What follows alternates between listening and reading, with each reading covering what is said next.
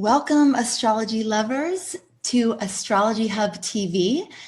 Thank you so much for joining us here today. My name is Amanda Walsh, and I am the CEO and co-founder of Astrology Hub. And Astrology Hub TV is a weekly show dedicated to helping you explore your connection to the cosmos and how this connection can help you live a more empowered, fulfilled, and vibrant life. We're here live every Thursday at 4 p.m. Pacific, 7 p.m. Eastern. And if you'd like to receive Facebook messages every time that we're live, so you don't miss a show, you can sign up for live alerts. We're putting that link in the chat, and we're putting that link above this video as well. So today, I am so thrilled to be here with Sasha Benedetti. She is a life coach and astrologer. And today, Sasha is extending all of us an invitation. That invitation is to learn about the feminine mysteries and become more intimate with your heart through the Venus cycle. This episode is for you if you're interested in deepening your relationship with your heart, if you are interested in having tools to live more authentically, and if you're interested in transformation and want to work consciously with the energies of transformation, which are basically the feminine mysteries. So welcome. We are so happy to have you here. Before we dive in with Sasha, I just wanted to invite you all to do a quick centering. So I know we're all so busy running around. This episode, it's really important that you feel as centered and grounded and receptive as possible so that you can receive all the wisdom that Sasha has to share. So just go ahead, if you can, if you're not in your car, if you're not driving, if you can, just go ahead and close your eyes for just a moment. And just take a deep breath with us here, breathing in and out. Just tuning into the vibration of gratitude for this moment, for this opportunity to share with each other, to learn, to grow, and to deepen our connection with ourselves, with each other, and with the universe that is all around us and here to support us on this journey. Doing your best to leave behind everything that came up until this moment, the rest of your day, all the experiences that you've had, just leaving those for a moment. You can pick them right back up when we're done with this episode. And doing your best to let go of anything that's coming after. We'll be here together for about 30 to 45 minutes. So just allowing yourself to be present for this time. Go ahead and exhale all your breath one more time. And we're going to take another deep breath together. Breathing in here and out. When you're ready, just go ahead and gently open up your eyes. Now I would love to introduce you to Sasha. Sasha has been walking the path of transformation and healing from an early age. She was exposed to the healing arts, meditation, and spirituality as a child, growing up in an intentional community. She's been doing massage, practicing meditation in the Buddhist tradition, and studying astrology and tarot for 25 years. Venus Rising Now is a synthesis of life coaching that draws upon astrology to support people in living from their heart and purpose, nourishing warm stone bodywork and offerings of wellness products from her online store. She's been living in the idyllic town of Sebastopol for almost 20 years and is grateful to be raising her preteen daughter there. And today we are going to be talking Venus. You're going to learn how watching Venus cross the sun is inspiration to understanding embodied astrology, how you can experience empowerment through following the Venus cycles, how you can uncover your feminine dharma and why that actually even matters. And we'll talk about the current Venus cycle and what it's inviting you to explore. Sasha, it is such a pleasure and an honor to have you here with us today. Thank you so much. Thank you so much for having me, Amanda. I'm just brimming with excitement to be here with you and to be on Astrology Hub talking about Venus. It's one of my favorite conversations. I love it. Yeah, we ask the astrologers what feels juicy for you now, and that's what we let guide the conversation. So we're talking Venus because this is juicy for you now, right, Sasha? Oh, yeah. All right. So before we dive in with you, Sasha, I wanted to ask the audience a question. Since we're talking Venus today, I wanted to just get a pulse from all of you. How many of you feel a deep connection with Venus? So maybe Venus is strong in your chart, or maybe you've just always been drawn to that Venusian energy. How many of you feel really connected with Venus? And then on the flip side, how many of you are just kind of like, I don't really know much about Venus. I'm interested in learning more, but I don't know that much about that energy or why I should even care. So I'd love to hear from you in the chat, and I'll be checking in with that later. But to get started, Sasha, would love to get to know you better. It sounds like you had a very, very interesting upbringing in a conscious community. I think that's so cool. I'd love to know and have you share with the audience how that has led, how growing up in that conscious community, maybe we can hear a little bit more about that, and then how that led you to studying astrology. Yeah, thanks for opening up that conversation. I did have a very interesting childhood, and I was born to a hippie mom who was living in Northern California, and she became a single mom. My dad left, and so she was the struggling single mom with my brother and I.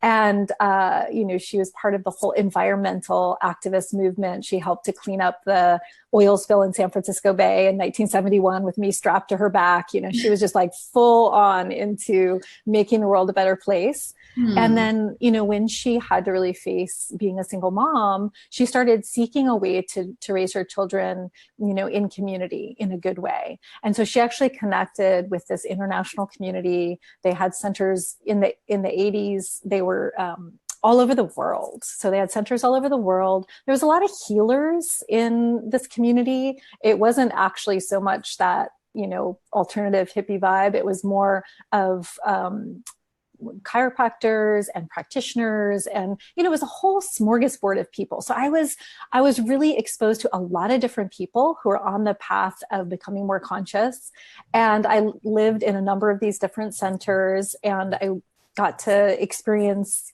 farming, sustainability. We raised all our own food and grew everything organic. So it was very interesting, and it also showed me how many different pathways there are to spirituality, and how there is this impulse in us to become better and to realize our potential. And then there's always can be a shadow with that, if we're not recognizing that shadow, then it can have negative effects. So it's almost getting to see very young that human impulse to become better, to transform, to become what we might call enlightened, and then also the ways that that cannot work out. So it wasn't perfect, and I got to see a lot around power dynamics that I think tuned me in a very early age to what is equity, what is justice, and also it gave me my first experiences of leadership. Being a 12, 13, 14-year-old and getting to ask to speak in front of 200, 300 people about my experiences in these leadership classes that they would run for youth. So it was a little bit of everything. And I even got to meet, there's a lot of eclectic people involved with this community. And I remember when I was probably about 12, I got to meet this woman who believed that she was from Venus. And at the time, I was 12, so I thought that was so weird. But, it was just like, it was like that. It was this kaleidoscope of people. Not everyone thought they were from Venus or anything, but very interesting. I remember the king of Zulu came to dinner when I was in my community in New Hampshire, and his whole, all the royalty. And so it was just this very interesting, unique upbringing that opened up my eyes to larger perspectives, which then later translated into me immediately seeing the value in something like astrology and having a map and having a way to shift our perspective out of our little ordinary world into something larger. So you've been that it's fascinating, Sasha. It's amazing. I wanted to go down so many streams with you as you were speaking. It's like, whoa, tell us about the power dynamics. Whoa, tell us about the spiritual bypassing. There's a lot of different ways we could have gone with that. So maybe we'll have another conversation another time. But so you've been studying astrology. You've been practicing astrology for 25 years. So how did it first get introduced to you, and how did you decide you wanted to go deep into that? Yeah, it actually came through my body. So I was a raver girl in the early 90s. I was 21, and my friends would just pack up and be like, we're doing it. We're going to dance in the woods all night long. All the DJs would pack up their equipment. We'd cart it in and we'd dance under the stars all night long. It was just so wonderful. And one night I had this experience where I was dancing under the stars, and I was really actually watching this very specific star, and I had this heart opening where I actually felt my heart open, and I felt all of this bursting forth of forgiveness for many, many layers of my family and everything that had happened. It was incredibly profound. And it was a very unique experience. There was no drugs involved, but it kind of felt like that. It was a very expanded experience, and it stayed with me for some time, where I just felt like my heart was so open and so pure. I felt this pure love that I knew that I wanted to dedicate the rest of my life to understanding, how to live from the heart. And of course, as these experiences happen, these peak experiences, they fade, life comes in, things get difficult. It's not like we stay in these states of, bliss or expansion. And so I've always come back to that. And at that time, I was introduced to both meditation, and I had my first astrology reading.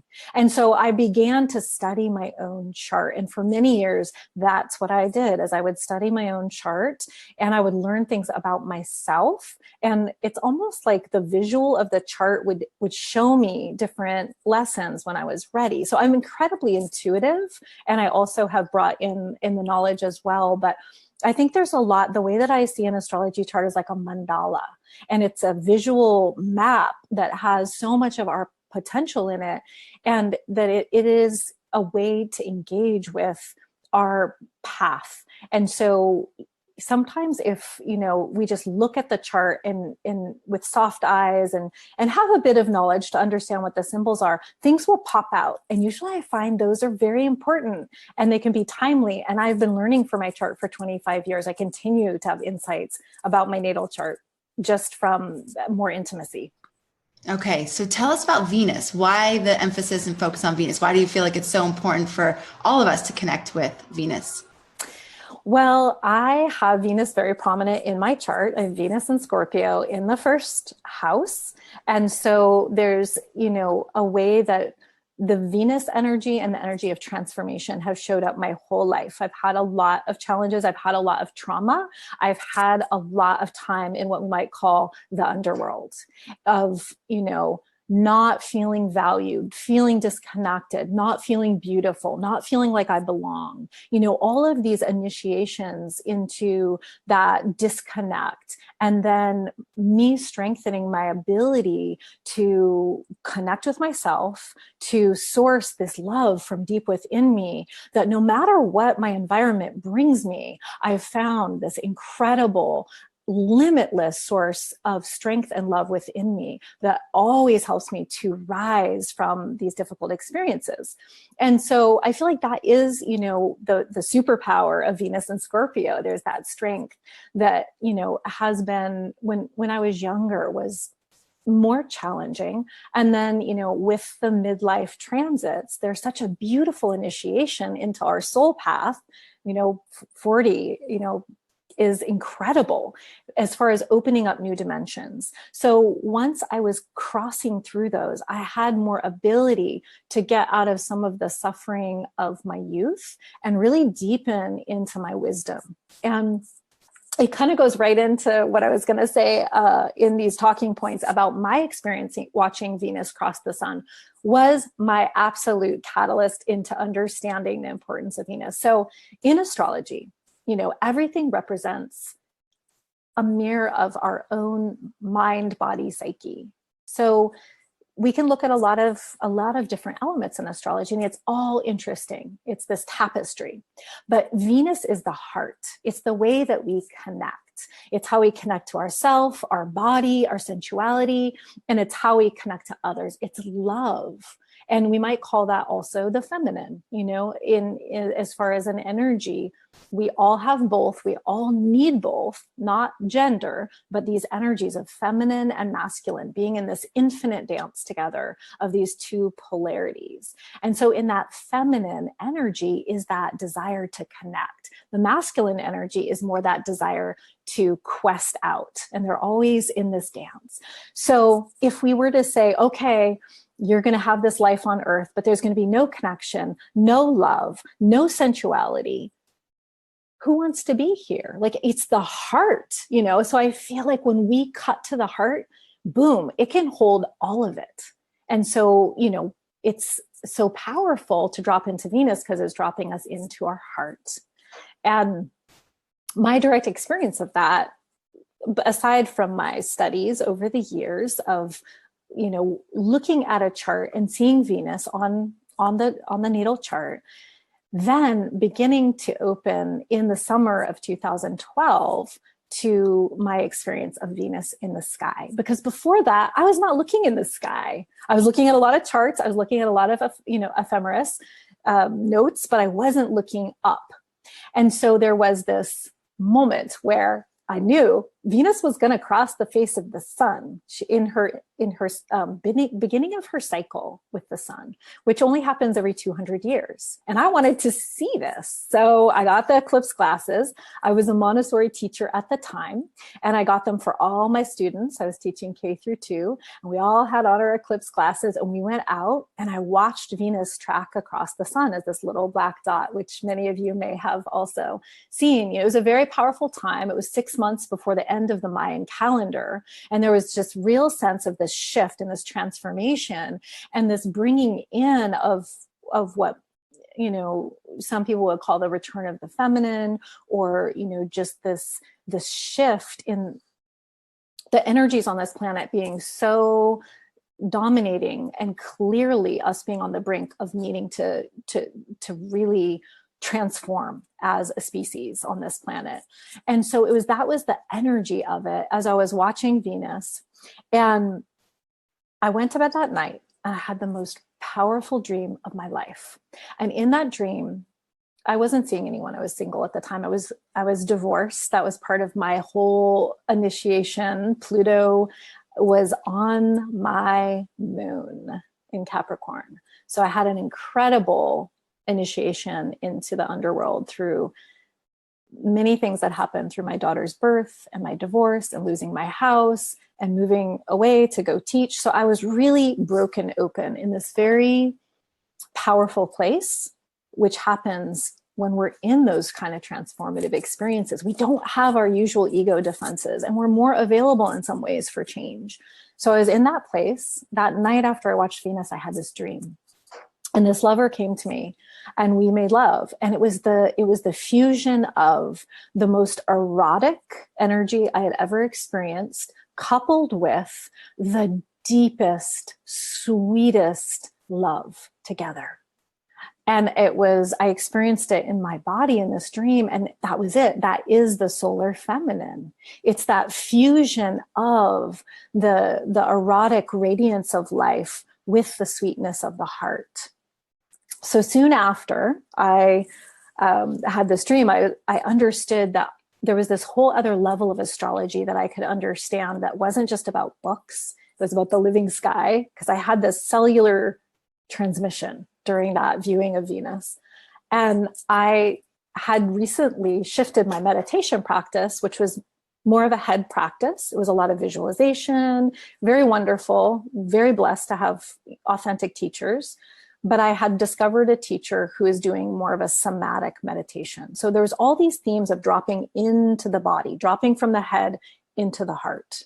And so because I was doing this somatic meditation, I thought, well, I want to do somatic astrology. What is that? So I Google somatic astrology. Up pops Adam Gainsbourg. And he has just written this book, The Light of Venus, which is all about the Venus cycle.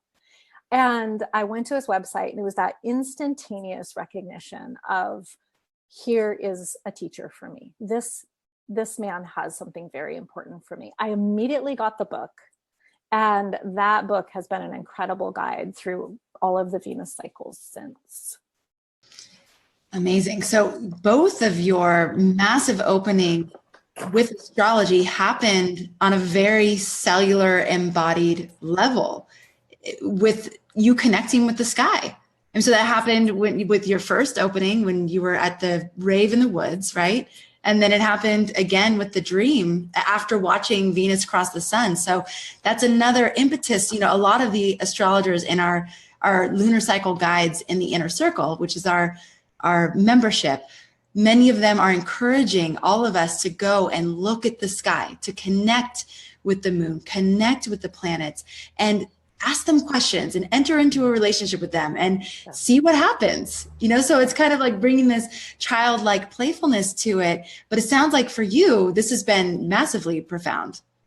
It has been. And what I encourage, my clients to do, and the people that work with me, is definitely to go out and to view Venus. All of it good, but if we're connecting with Venus, whoever we're connecting with, and the ancients really believed that the light of the planet coming into your eye was a way to become intimate. So it's actually like getting the light in your eyes of that body, that celestial body. And then the two things I, invite people to do is to slow down and to be willing to not know.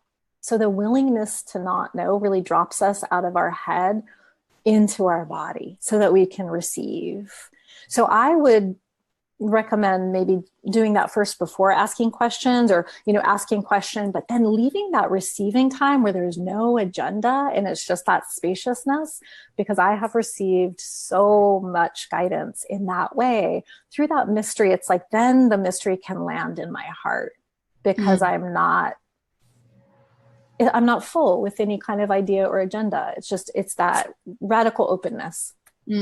Yes. And I love the definition of light as information. So if we look at the light of Venus and allow her information to be passed to us, if we're standing in a receptive position, then we will be receiving what she wants to share with us, which is her light, which is amazing. Yeah. Oh my gosh. Okay, great. Let's go to the next talking point. So, tell us how we can experience empowerment through following the Venus cycles. Okay.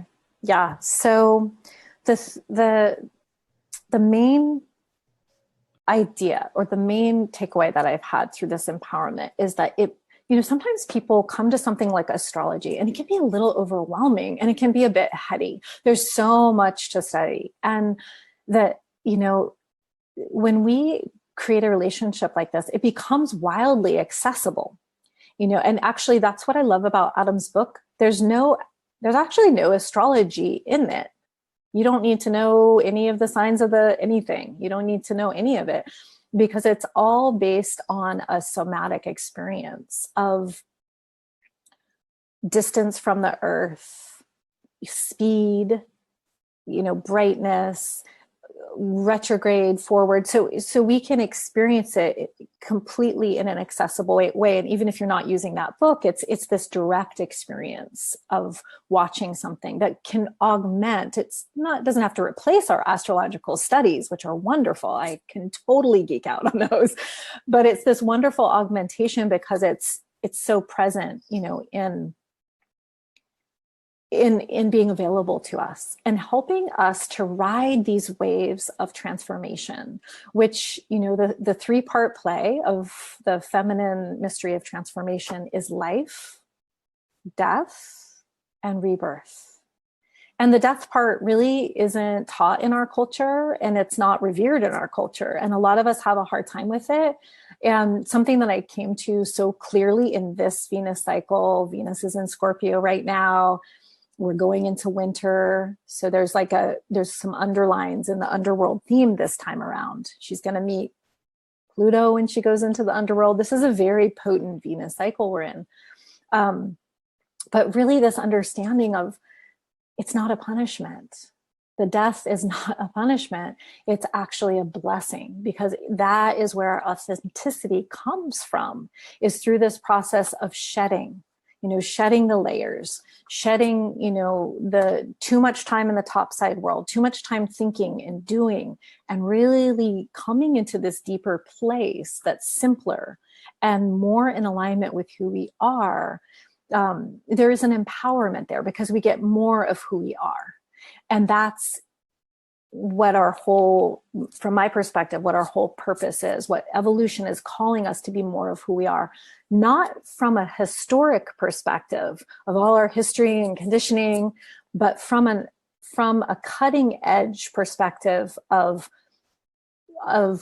that mystery of not knowing and showing up authentically as who we're becoming. Which I bring in the evolution points a lot too, the North and South Node along with Venus, because that's such a clear map of where we're going. But, the Venus cycle brings us to that level of purpose. And what did I come here to be? And the Venus cycle, for example, so, just to kind of give a little bit of understanding about that. So whatever sign Venus is in at the beginning of the cycle, it really infuses the entire cycle with that theme and that invitation to understand the feminine more in that way. So in January of 2014, for example, that was the Venus in Capricorn cycle. And that's about the feminine elder. That's really about taking responsibility in a deep way. That was the year that I started my business. So it's like at the beginning of the cycle, we're making this intention, this bold intention. And sometimes, it's an impossible intention, seemingly impossible in the face of who we've been. We have to stretch. And that's why the story is so potent as a mirror of Inanna's descent. The oldest written story that we have as humans, coming out of Sumeria, is that young Queen Inanna makes an impossible decision. She's going to go to the underworld to visit her sister, and nobody comes back from the underworld alive. So it's like that is the invitation at the beginning of the cycle, is that bold, untested, courageous feminine energy to take a stand for something. Well, if we know that, if we know we're at the beginning of a cycle and that's the invitation, we can rise to that and we can really meet that energy with like, okay, what kind of change am I ready to take on in my life? And then, for the 6 months that she's going down and she's shedding her layers, we can understand, of course, there's going to be obstacles. Of course, there's going to be challenges. Of course, there's going to be setbacks and disappointments. That's part of the process. So we're not daunted by that. We're strengthened by that because we're giving up what is not in alignment.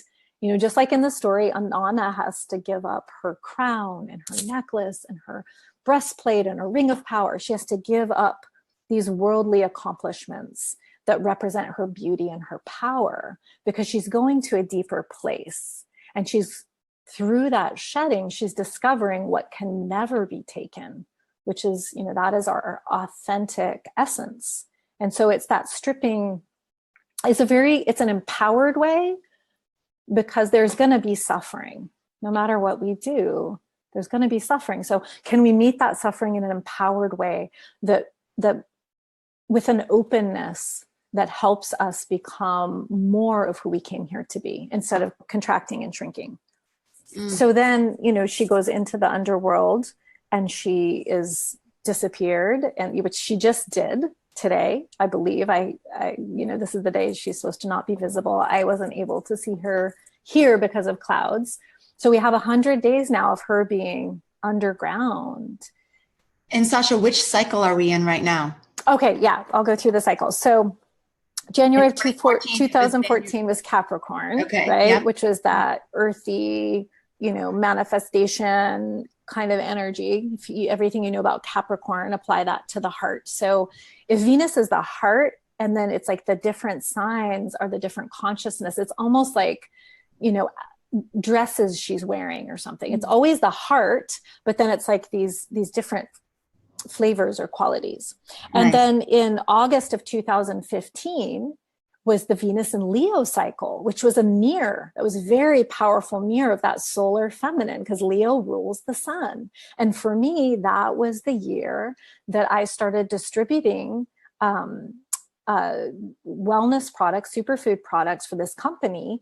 And I rose to leadership. I started crossing stages, and I started leading Zooms, and I started doing lives. And it was so in alignment with that Leo, like, here I am, I'm on TV, I'm shining. You know, there was really that invitation for us to step it up in the way that we, used our creative energy in the world. And then from that fire Leo cycle in March of this last year, we went into the Aries cycle. So we have another fire cycle. And for me personally, I found out that company that I was with, I was experiencing a lot of success. And for the first time in my life, a different level of financial success than I had before. Like I had a 6-figure income in sight. It was just like, wow, this is really amazing. But something was not right. It's like that dynamic and what that experience was actually felt like it had eclipsed the other parts of my business and my offering that I love, like the astrology. It had taken over. And so it was actually right during the solar eclipse that I made the decision to make a change and to go out on my own and to do something different and to go with a different company. So it's like I worked with that energy very intentionally because I knew that it was an appropriate time to make that big of a change, especially with the eclipse. Okay, so we are in Venus in Aries, and Venus has just gone into the underworld. So tell us what that means. So when we can see her, what does that mean? And when she's in the underworld, what does that mean? And filter it through Aries so that we can feel that. So the energy of Venus and Aries, there's a need to be independent. So part of her cycle, so just to make it the simplest possible, in Adam's book, he breaks it into 13 cycles. So he really differentiates in this way that's quite wonderful if you want to drop into that. And say the name of the book again. It's called The Light of Venus by Adam Gainsbourg. By Adam Gainsbourg. Yeah. So I recommend that book if you want to get deeper into this, but it's basically morning sky Venus, is the first part of her cycle. And then underworld Venus, which we're in now, she's not visible. And then she's going to rise again on March 4th and be visible again. And she'll make her way for 6 months, climbing to evening star Venus. And that's 100 days she's in the underworld? About 100 days she's in the underworld. Okay, yeah. Even that's just kind of epic. It's just cool. And then she falls out of the sky and starts all over again. And her next cycle will be Venus in Scorpio, and that will start in a year. So we're about now almost halfway through her cycle, So looking at Venus and Aries, there's something really that mirrors that young Anana about the whole cycle. And if you think about it, it's this pretty tantric fusion between, Aries is ruled by Mars. Venus in Mars's sign, that's hot. That is hot. It's like, how do we as women, and this is part of the feminine qualities that have been lost in modern culture. There's a way that the feminine can be receptive as the feminine is, but actively receptive. So it's like she's in her beauty, she's in her sexual power, she's in her creativity, but she's not just sitting around waiting for things to happen. She's not waiting for the man to come. She's like, in her juiciness, you might call it, and she's calling it in at the same time. So it's this active reception, like I'm here, I'm available, come to me. That's more the morning star Venus, which we don't have a lot of models of in our culture. We had the evening star Venus, the sweet, the wise, the queen of heaven and earth, who's so compassionate, and she's been broken open by this experience in the underworld. So she's got this great compassion. We have more of those models, but that morning star Venus, that bravado of the young feminine, not so much. So it's really this invitation for us to be bolder, do something new that's our own. So it's like that sacred selfishness of me first. When I'm first totally holding me, which is, you know, there's some masculine energy there, then I'm more available to help you because I've got me first. So that's the Aries, you know, it's like the first sign of the zodiac. It's like that first impulse for life. And so there's an invitation to claim life and also our bodies. You know, I started bodybuilding in this cycle. I'm 47. I'm in the best shape of my life. I'm getting muscles I didn't even know that I had. I was just like, I don't even know where this came from. I was like, I need to start bodybuilding. I was like, where have you been all my life? Like, I just cannot get enough.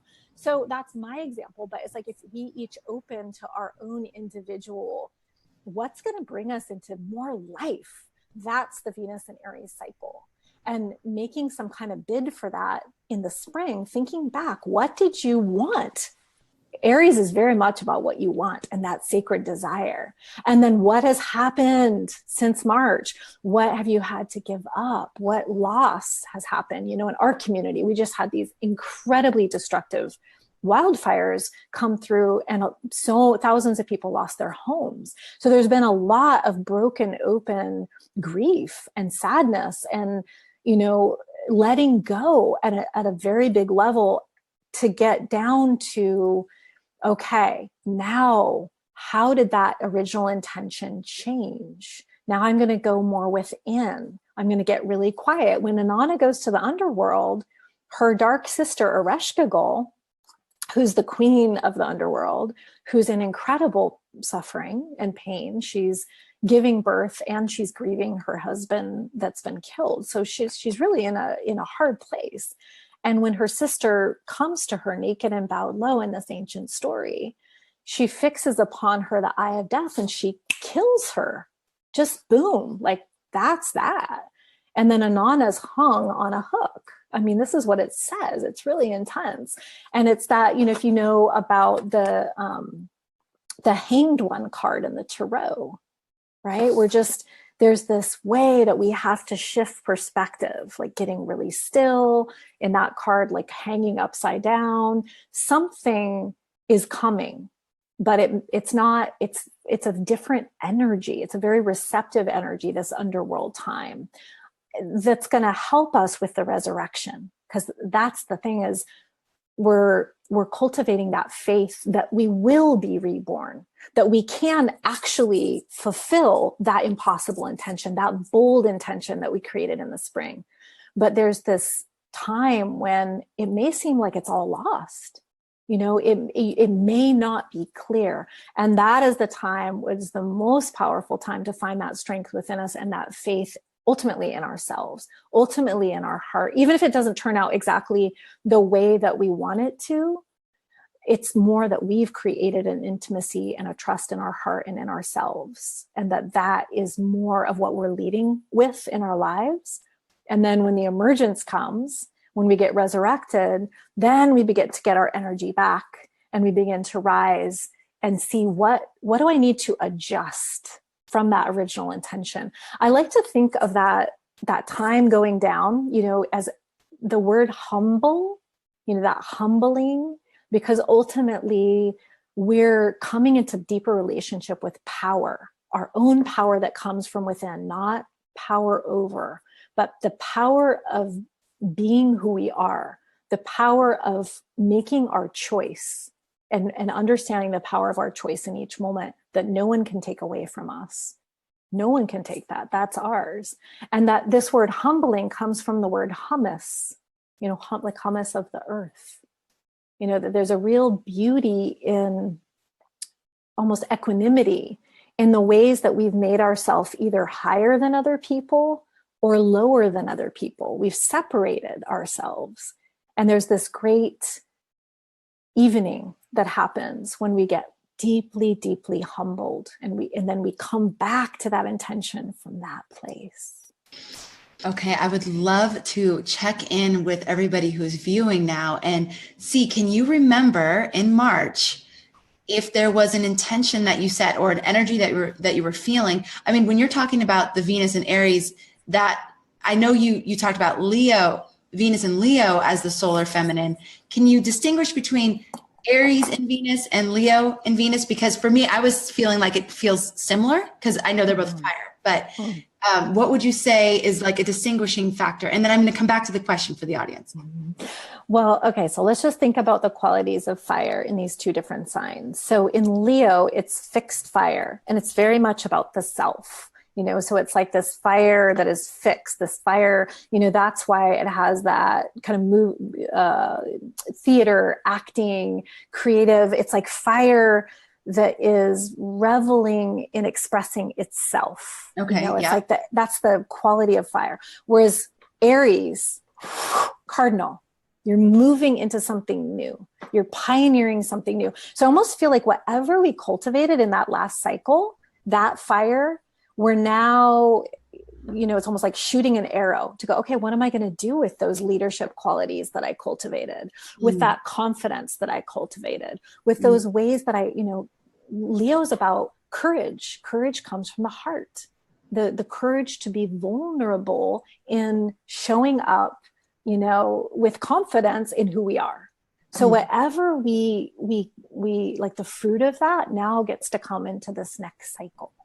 Okay, so this is more about action. This is more about actually doing something, creating something with that energy from the last Venus cycle, right? Okay, so can you all think about something in March that you kind of made a leap and went out on a limb and created or started to create in March? And then so what you're saying is now that she's going into the underworld, we may experience a period of time where it feels like that's actually not working out the way that we thought it would. And that we need to just, as long as we can tune into the fact that we're in a process, right? A humbling process of letting go of the things that aren't totally aligned with that vision in the first place, right? That will eventually come out of it. But to keep it in mind, I think this is important for everybody to take a minute and journal with this. And, as Sasha's saying, the working with the cycle, I can see how it would be very empowering for us. Yes. And, this last cycle, it was right around the equinox. So a lot of people were setting intentions for the spring. It had that spring energy in it. So it doesn't always work out that way. So probably the people watching who are really tuning in to the cycle of the year were setting intentions in the spring, with that equinox energy, with that bursting forth energy. And then that has really been challenged, in the last 6 months, and to not to despair around that, because there's something about when we're really showing up for change, being willing to be wrong. What is our relationship like with being willing to be wrong? I was wrong. I thought I wanted that. Wow, it's actually this. And it's a refining. And for us to really claim that as helpful instead of being defeated by it. Yes. Okay. We have a question. Yes. Some people are confused because they thought Venus was in Scorpio right now. Can you explain? Oh, this is such a good question. Okay, perfect. Okay. I'm so glad you asked that. Yes. Venus is in Scorpio.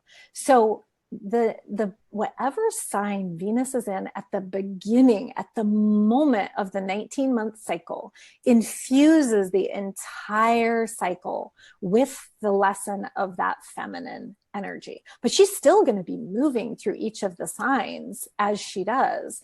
And so we get to have, it's like, okay, one way to think about it would be, we're in the Venus and Aries book. Right now, we're in the Venus and Scorpio chapter in the Venus and Aries book. Yes, very good. Thank you for that clarification. Okay, so let's talk about the feminine dharma. How can we uncover our feminine dharma, and why would we want to do this? Okay, so the cycle points to our feminine dharma, and the feminine dharma is it's our capacity.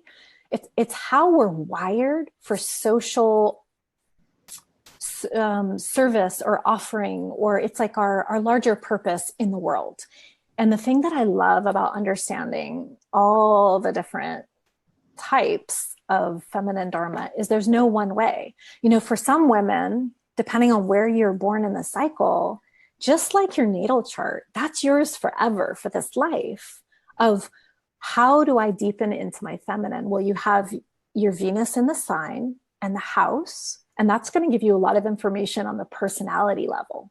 But then if you know what part of the cycle, was she morning star? Was she underworld? Was she evening star? That's going to give you a lot of information about your deeper dharmic feminine, which is how you show up more fully as you are in your authenticity and how you offer it to the world.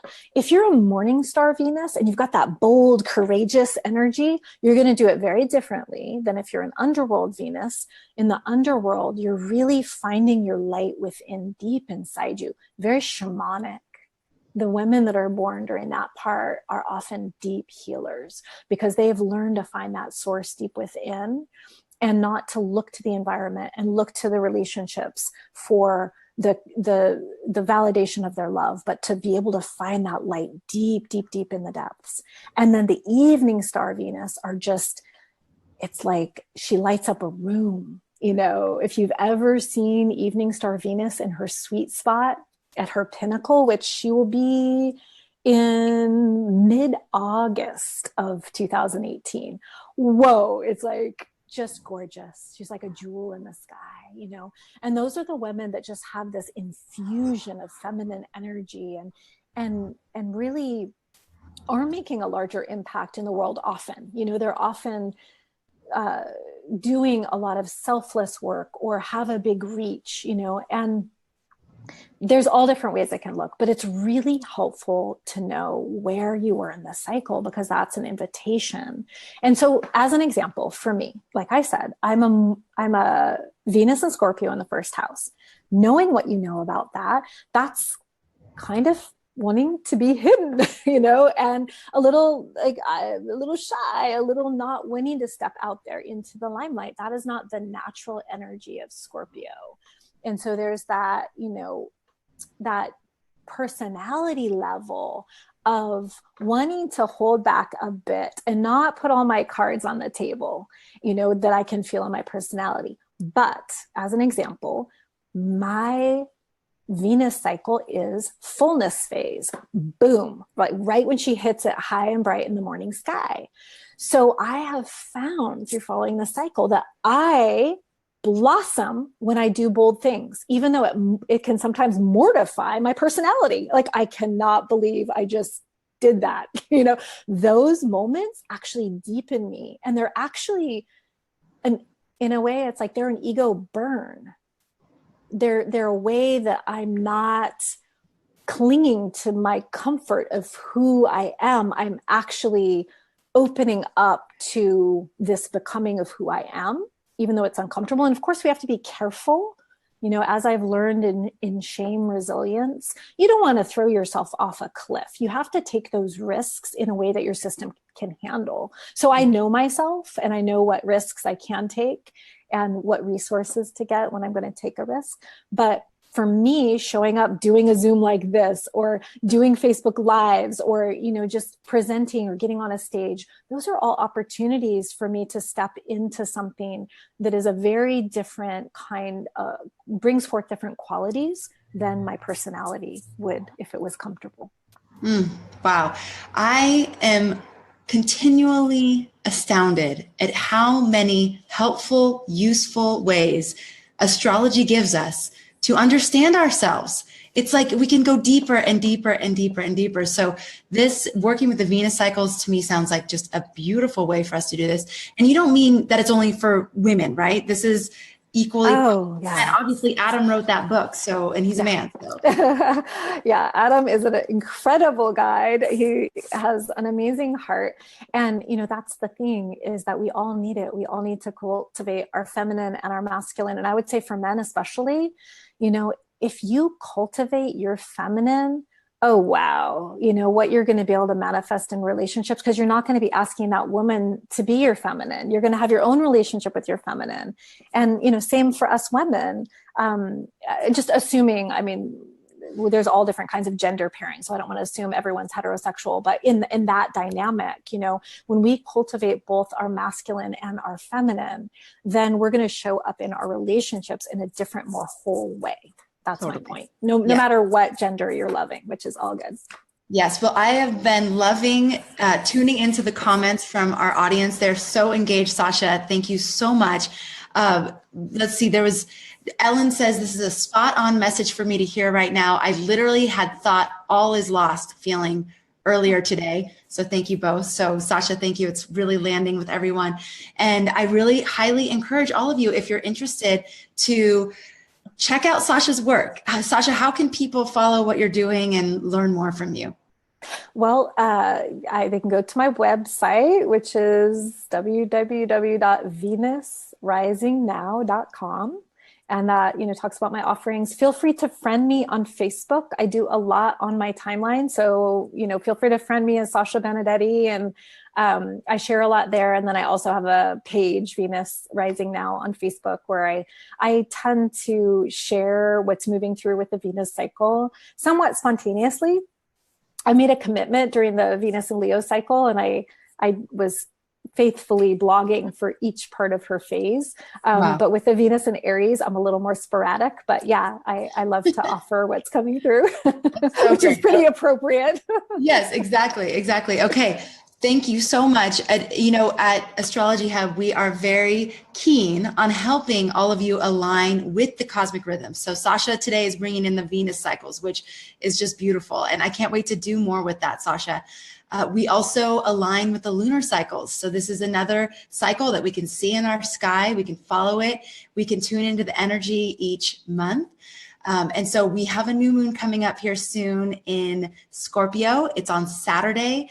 We have a new moon essentials guide. If you're interested in downloading that, it's a free download that will help you to tune into the energy of not just this Scorpio lunar cycle, but all the different new moons and what the energy is for each of those new moons.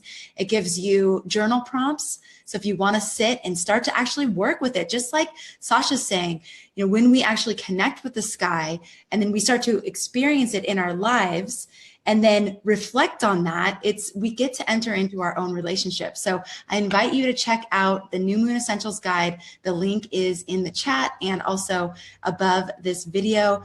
That's a free resource that's available to you.